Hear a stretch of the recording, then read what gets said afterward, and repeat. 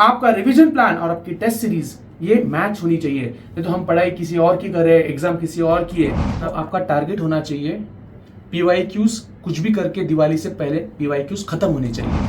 आपके करियर के लिए चल रहा है, आपका टीचर जरूर आपके डाउट सॉल्व करेगा।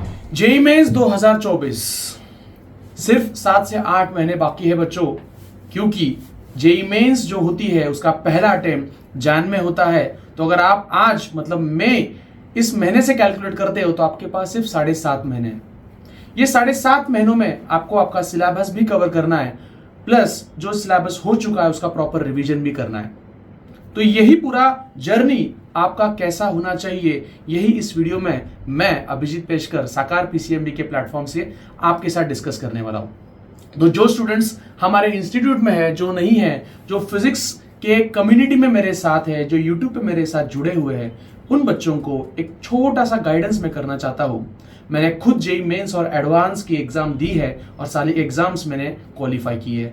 तो मैं आपको कुछ इंपॉर्टेंट टिप्स इस वीडियो में देना चाहता हूं। So without wasting any time, let us start and let us see how you can crack JEE mains 2024।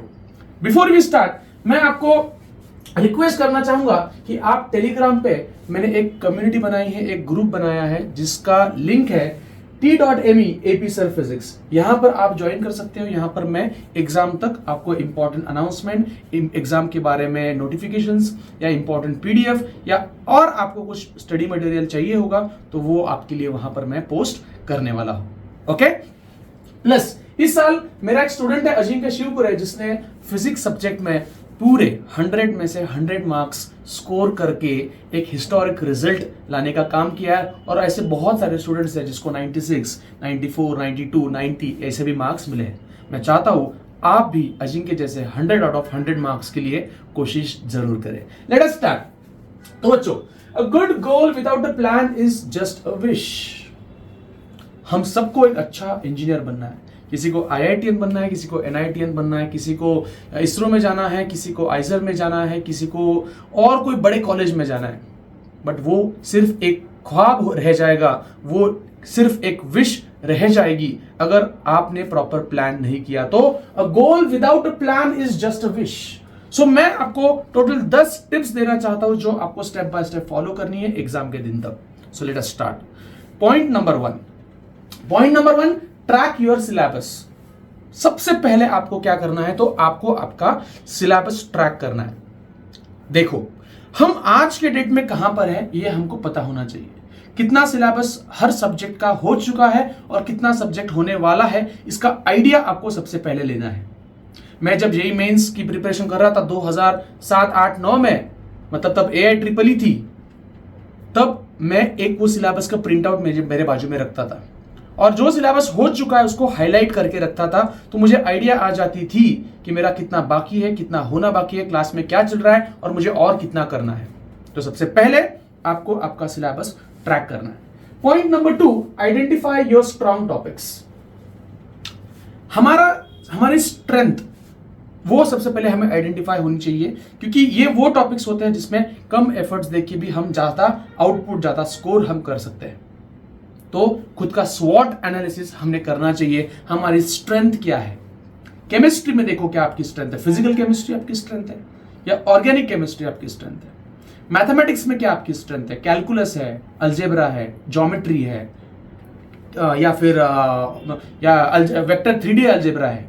देखो आपकी स्ट्रेंथ क्या है। फिजिक्स में कौन सा सेक्शन है जो आपको इजी जाता है, वो लिख के रखो, क्योंकि उसमें कम टाइम में आप ज्यादा परफॉर्म कर सकते हो, अच्छा परफॉर्म कर सकते हो।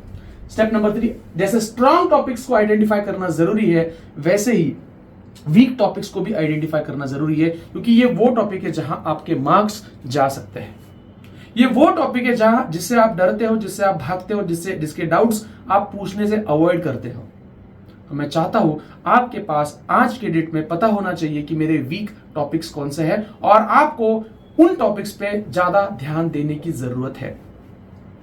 ये टॉपिक्स आपका ज्यादा समय लेंगे, आपको ज्यादा फ्रस्ट्रेट करेंगे, डिमोटिवेट करने की कोशिश करेंगे, लेकिन आपको लगे रहना है।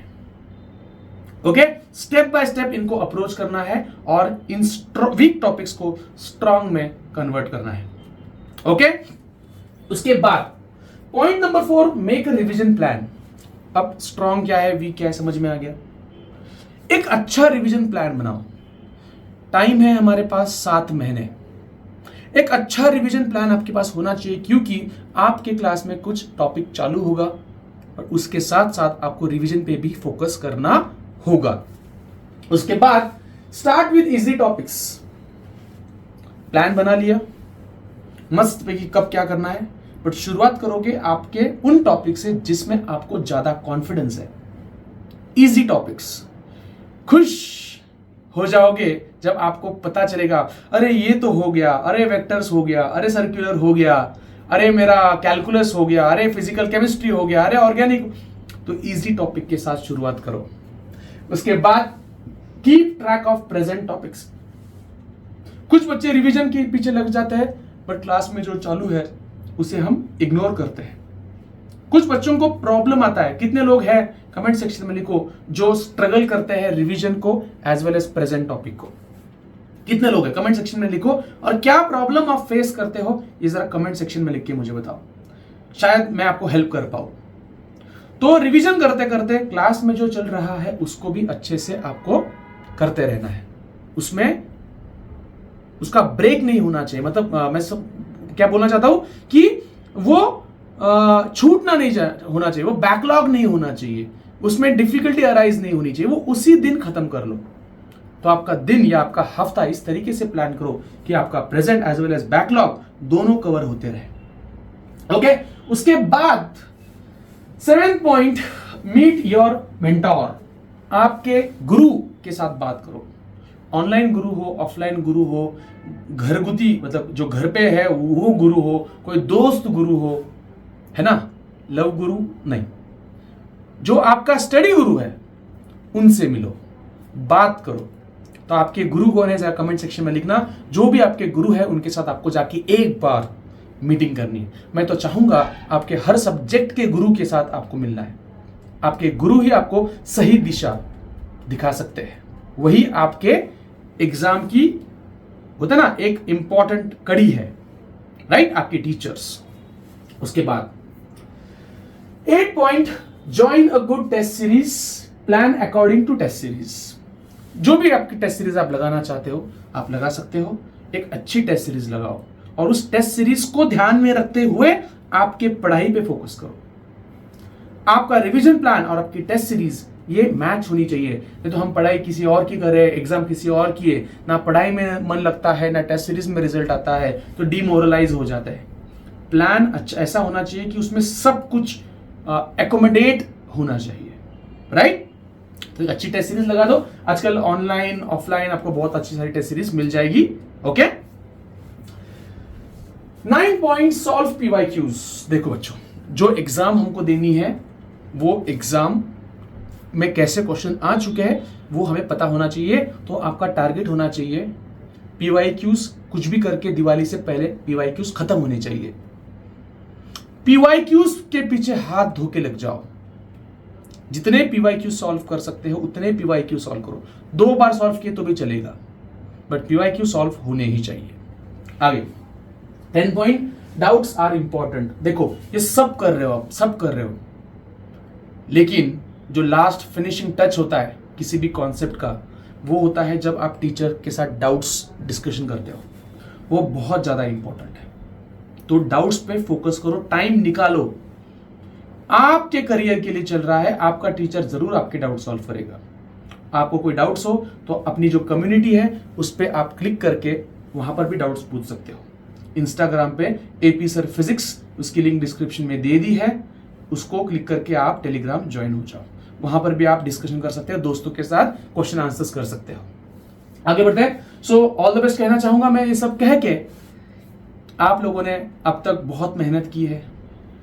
कोविड को आपने फेस किया, कोविड होके आपने जैसे तैसे 11th को फेस कर लिया।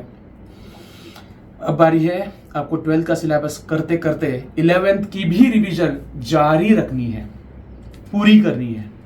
एक अच्छी टेस्ट सीरीज देनी है, टीचर्स के साथ बात करनी है। और एक पॉइंट जो मैंने यहां नहीं लिखा है वो है अच्छे दोस्त। दोस्तों का एक अच्छा सर्कल बनाओ, एक व्हाट्सएप ग्रुप बनाओ, उसमें रोज कुछ प्लान्स बनाओ। At the end of the day वो पूरा हुआ क्या नहीं वो एक बार देख लो, लेकिन अच्छे दोस्त बहुत जरूरी है। ओके एंड ये पढ़ो भाई, मोटिवेशन मिल जाएगा आपको एक लाइन में। If plan A didn't work, the alphabet has 24 more letters, stay cool. A plan बनाओ, नहीं फॉलो होता इट्स ओके, प्लान बी बनाओ, वो भी नहीं होता है प्लान सी बनाओ, प्लान डी बनाओ, बनाते रहो प्लान्स। कल ही मैंने एक बहुत अच्छी लाइन सुनी, असफलता एक चुनौती है स्वीकार करो, क्या कमी रह गई देखो और सुधार करो। ओके सो आपके जेई 2024 के लिए आप लोगों को मैं Abhijeet Peshkar all the best कहना चाहूंगा। मेरे पूरे साकार फैमिली की तरफ से चाहूंगा कि आपका जेई सेशन 1 में ही क्रैक हो जाए और उसके बाद आप बोर्ड एग्जाम्स देके जेई एडवांस पे फोकस करो। यही सेम स्ट्रैटेजीज आपको सीईटी के लिए भी एप्लीकेबल है, आपके नीट के लिए भी एप्लीकेबल है, आप जो भी एग्जाम दे रहे हो उन सब के लिए सेम स्ट्रैटेजीज एप्लीकेबल है। ठीक है, और कुछ अगर आपको पूछना है तो कमेंट सेक्शन में मैं आपके कमेंट्स का इंतजार कर रहा हूं। ऑल द बेस्ट, मन लगा के पढ़ाई करना, हेल्दी रहो, खुश रहो, एंजॉय करो लाइफ को, because life is short and you are very energetic. Thank you so much, take care, bye bye.